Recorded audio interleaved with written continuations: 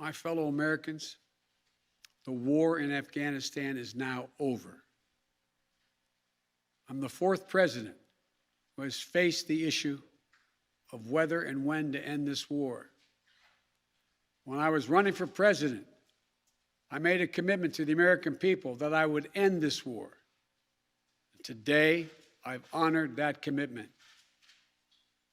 It was time to be honest with the American people again.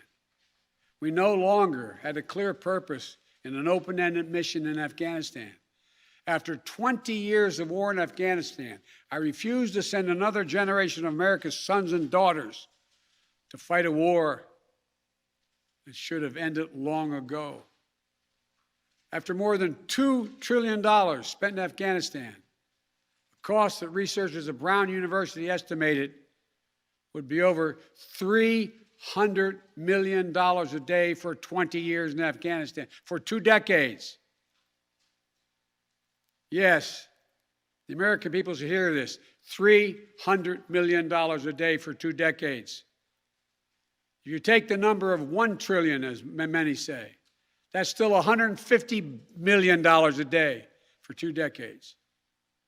What have we lost as a consequence in terms of opportunities? I refuse to continue a war that was no longer in the service of the vital national interest of our people. And most of all, after 800,000 Americans serving in Afghanistan, I've traveled that whole country, brave and honorable service. After 20,744 American servicemen and women injured, and the loss of 2,461 American personnel, including 13 lives lost just this week, I refuse to open another decade of warfare in Afghanistan. We've been a nation too long at war. If you're 20 years old today, you've never known an America at peace. So when I hear that we could have, should have, continued the so-called low-grade effort in Afghanistan at low risk to our service members, at low cost, I don't think enough people understand how much we have asked of the 1% of this country who put that uniform on, willing to put their lives on the line in defense of our nation. Maybe it's because my deceased son, Bo, served in Iraq for a full year. Before that, well, maybe it's because of what I've seen over the years as senator, vice president, and president traveling these countries. A lot of our veterans and their families have gone through hell. Deployment after deployment, months and years away from their families, missed birthdays,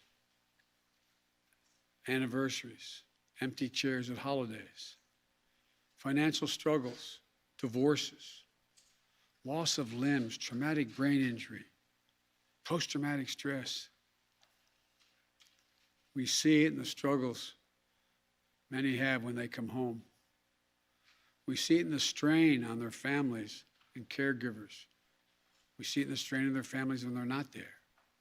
We see it in the grief borne by their survivors.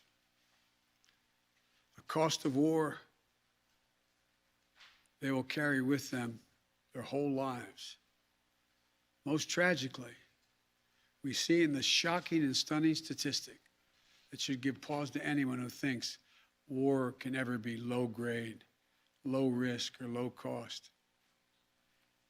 18 veterans, on average, who die by suicide every single day in America. Not in a far-off place, but right here in America. There's nothing low grade or low risk or low cost about any war. It's time to end the war in Afghanistan.